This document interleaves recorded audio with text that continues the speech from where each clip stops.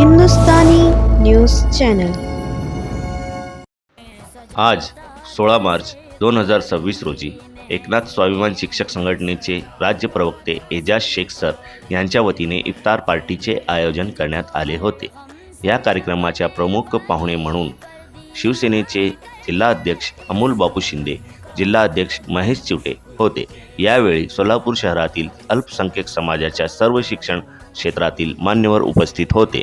आरोग्यदूत श्री मंगेश चिवटे यांनी सर्व उपस्थित रोजेदारांना व्हिडिओ कॉलद्वारा शुभेच्छा दिल्या।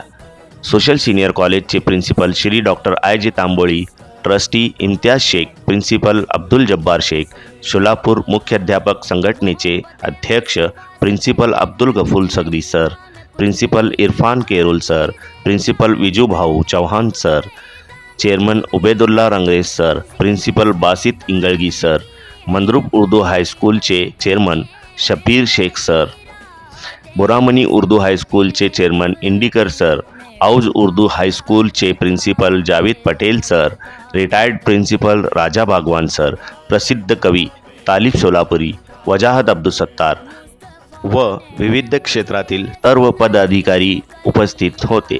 कार्यक्रमाच्या शेवटी अमोल बापू शिंदेंनी विचार व्यक्त केले। अमोल बापू शिंदे यांनी सर्व मुस्लिम बांधवांना रमजानच्या शुभेच्छा दिल्या व एजाज शेख सर यांनी सर्वांचे आभार व्यक्त केले।